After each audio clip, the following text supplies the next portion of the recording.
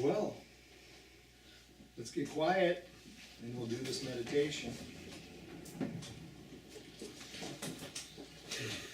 Just relax right where you're at. Relax, release, and let go.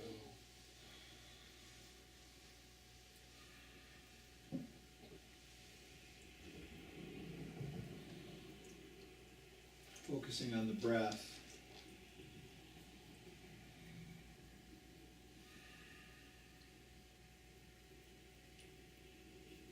Just noticing how it works.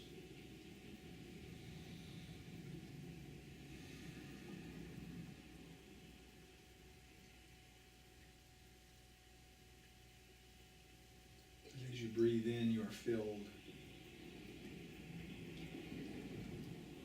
And as you breathe out, just naturally relax.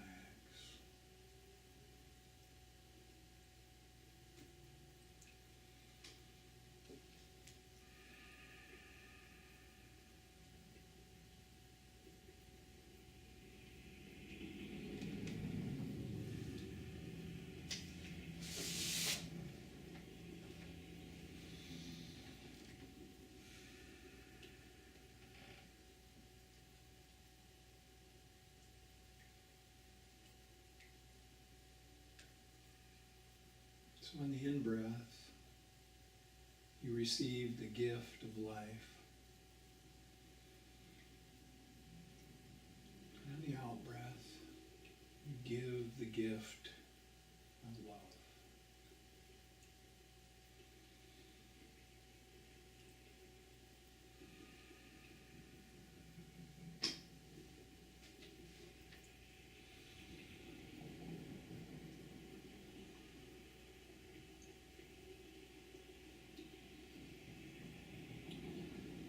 For the next few moments, just allow my words to be your words. I'm living on purpose. I'm living on purpose. I have one purpose.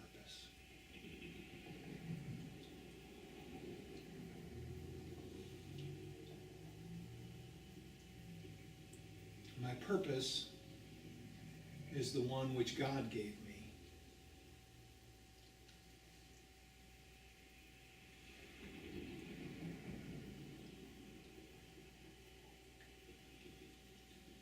I am made in image and likeness of God.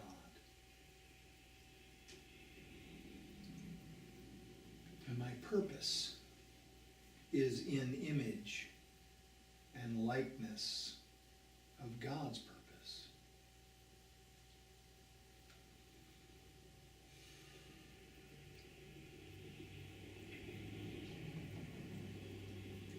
My purpose is to create.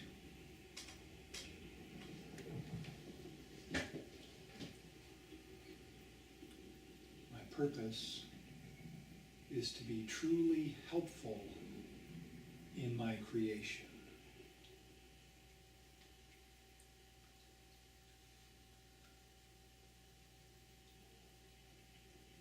And so I focus on creation, on bringing forth new ideas, new work, new art, new music.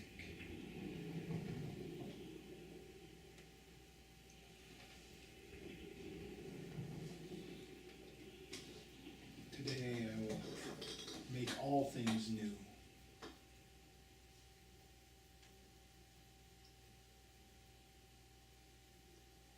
This is my raison d'etre, my reason for being.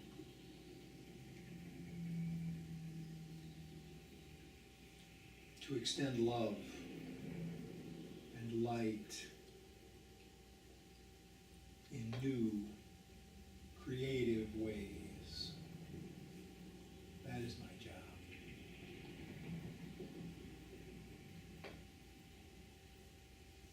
to allow my gifts to come forth is my task.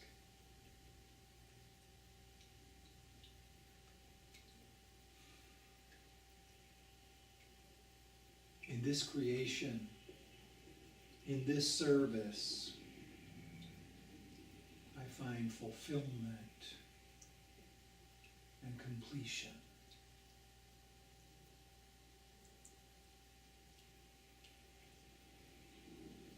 And I realize that as I focus on creativity, all of my problems become opportunities for love.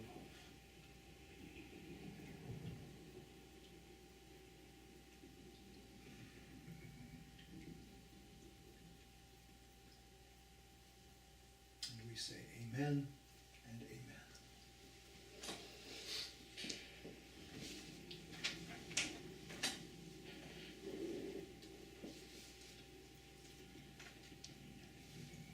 We are living on purpose. This is the question that has been bothering mankind forever. Why am I here? Why are we here? What are we supposed to do? What's our purpose? What's the meaning of all of this stuff? Well, let's see. Well, the meaning, first of all, is the meaning that we give it. The meaning of all of this stuff is the meaning that we give it. So that means that's up to us. Right? But our purpose, as in the meditation, it tells us that our purpose is assigned to us as a natural fact related to our creation. And we are created in the image and likeness of God. Now, if you think of God as being some big guy in the sky, you then would be thinking of us as little versions of that big guy, right? If you think about God as being spirit, which is what is identified in Genesis, God is spirit, then we are made in the image and likeness of spirit. And the body then is something else. And we'll talk about that. That's a theme that will continue to occur. But being in the image and likeness of God, we are spirit, and our job, our task, is to create. Because being in the image and likeness of God, we are therefore, our function is also in the image and likeness of God's function. To extend. If you think about this, just think about the old idea of God creating the world, and just ask yourself the question, what did he make the world out of? What did God make the world from? Because it says there was nothing but God. And then God creates all that we see, all of the, and now we'll talk about that later too, but think about where are these raw materials coming from? Where is the stuff coming from? Now, one view of this has always been, it was kind of like a magical thing. It just poof, and it's there. But really, if there was nothing but God, and God begins to create, to extend of God's self, there is nothing to work with but God. There's no material, but there's nothing but God. So then, God extends from what he has at hand. Himself. Now, if you think about this, consider it, it really makes logical sense. And I think it makes more sense than magic. You could also think about it as God thought everything into creation. It actually says in Genesis, he spoke the word. He spoke the word, right? So he speaks us into existence. But this then must also come from God. There's nothing else to come from. So we are extensions of God. And so our purpose is closely aligned with the purpose of God. So if God is extending, then creating, then our purpose is to create. Our purpose is to extend. And what is it that we extend? We extend of ourselves. So if we are spirit, if we are pieces of God, then this is what we extend. We extend our goodness, our godness, our goodness. We extend our goodness. And so this then comes down to the idea of giving of myself is my purpose. Extending myself is my purpose. We've been talking about relationships. We've been talking about having harmonious relationships. The only reason that we do not have harmonious relationships is because we see the people who we are relating to as being alien from us. We see them as being separate from us. We see them as having their own agenda. We also see them as having a role which we think they need to play. We see them as having a role that we're not really happy with, and then we're also seeing them in the role that we would like them to play. This is what keeps us from having harmonious relationships all the time. Because we assign roles to the people who we see. And it's very interesting the way this role assignment works. Consciously, we actually have some roles that we assign people to. We expect them to act in a certain way and do certain things, and when they do, then we give them our approval and our affection, and when they don't, we punish them either in our minds or we actually do something, say something, actually out in the world. But we also have a subconscious role that we are placing people in. And here's what I want to suggest to you.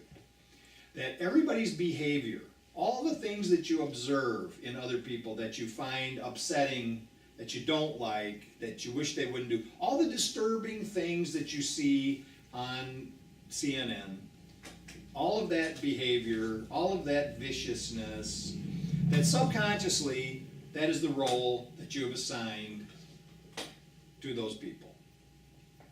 They're just playing their role. Every time somebody hurts you in life, you are playing the role of the victim. They are playing the role of the victimizer. And I'm talking about this is not a conscious level. I'm talking about underneath the surface. These are the roles that we have assigned. Purely in psychological terms, we just need to understand that we are. Now, this doesn't have anything to do with spirituality or religion. I'm talking about pure psychological terms. We are assigning all the people in our lives roles.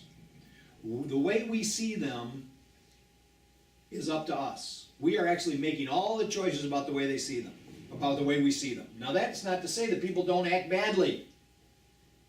They do. But we are deciding how we see it. People act badly, people act, sometimes people really act nice. But these are all roles that we have assigned. So there's this basic tenet, this basic principle is that if God created us through extension of himself, that means that there's only one of us in here. That in reality, we are all one in God. We are all part of God. So we are all, if you will, we are pieces of God.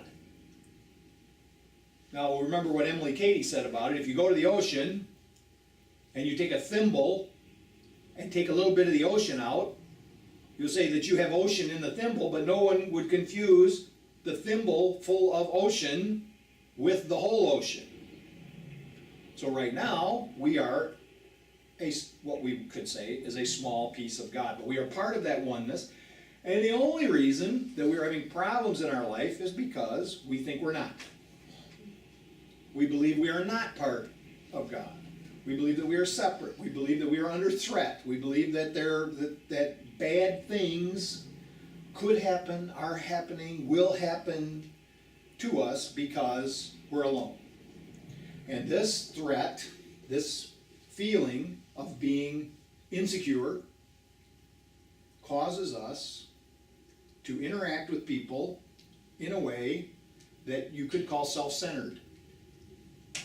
Because we think we're separate. Because we think we're separate, we think we have to watch out for our own best interests all the time. We think that people are out to get us. And they are. Because that's the role we've assigned. We've agreed. This is the roles we're going to play. We're going to play the role of everybody for themselves. What's going on right now? It's election time. And there seem to be these two views of what our society should be. On the one side is the view that it's every man for himself. And on the other side is the view that we're all in this together. Now, unfortunately, both sides are probably not fully honest. Not fully honest about the agenda, not fully honest about what, and probably because they don't even know themselves. But it's expedient, right? It's expedient. If I am in a mindset where I think that the reason that we're in trouble as a society is because other people are not doing what they should do, they are a threat to me. These people don't want to work. These people, they've got their religion tells them that they're against whatever thing that you can think of that would make us disagree with our brother. If I believe that what they do makes my life, puts my life at risk, or my wants or my needs at risk, then I am in the mindset of it's every man for himself. But now listen, I feel alone. I feel alone. I'm under threat, so what I've got to do is I've got to make some alliances. So it's every man for himself, every woman for herself, except let us gather together in a little group to protect each other's interest, as long as it doesn't interfere with my personal interest. And I'm even willing for it to interfere with my personal interest up to a point to where the balance starts to swing, where all of a sudden it's more problems than I'm seeing a benefit, right? This is what causes the fights, the arguments, the carryings on. So, I'm thinking every man for himself, every person for themselves. And this means that in order to succeed, you have to pull yourself up by your bootstraps. That's this whole thing is tied up in that. On the other side is the idea that we're all in this together. That we're all in it together, no matter what it looks like, we're all in this together. And that we should get together. That we should come together. And that we should all be thinking about what's the common welfare, what's best for everyone involved. And work towards that end. Now, there's a bunch of rhetoric on the news now and concerning the election where people are laying out their views, but the important thing that we need to understand is that, let me just say, we have taught our politicians, our public servants, that they can't really tell the truth. We've taught them that. Because we taught them that if they actually tell the truth, what they really think, what they really want to do, what they see the condition of the country to be, if we tell them that, they will not get elected. So what they do, they've got an agenda. Now, this is not some evil conspiracy. They want to be trusted servants, public servants. Some of them, of course, I'm sure it's very, very self-centered. But the idea is, I'm going to get into power, and then I'm going to further the agenda. And I believe this, that everybody thinks that their agenda is correct. So it's not like somebody's furthering an agenda that they think is wrong, right? So everybody is furthering their agenda, but they think that it's the right agenda. But they know that they can't tell you what the agenda is truthfully because they won't get elected. So on the one side, you've got people saying, I know that there's a bunch of people out there who feel like the minorities are ganging up on them, and they're under threat, and that society's in trouble because of entitlements, and the financial situation is the way it is because we've got all these people on the dole. It's like a really tiny number, by the way, percentage of the of our expenditure. But anyway, this is easy, see, because when I look and I see trouble in the country, it's very nice if I can just point to somebody else and blame them. But so there's a group of people out there who have the mindset, so now if I want to get elected, and I think that this group of people can get me elected, I'm going to say everything that I can say to get them to vote for me. On the other side, there's somebody doing the same thing, only to a different audience. So they're all lying. They're all lying. I mean, I'm not even saying that, I'm not trying to do character assassination. I'm just saying this is what we've taught them to do. We've taught them to lie. And so what we do is we vote for the person who we like their lies the best. Because their lies align with how we're thinking. So what I'm going to suggest here today is let's have some critical thinking. Let's start examining these situations. If indeed, you know, there are more people in this country that say in surveys that they believe in God and that actually they're Christian oriented than anywhere in the world. The percentage is huge here. I mean, it's like, I'm not going to say because I don't want to get it wrong, but it's huge. It's more than anywhere else, right? So, but if I said, Genesis tells us that we are all created in the image and likeness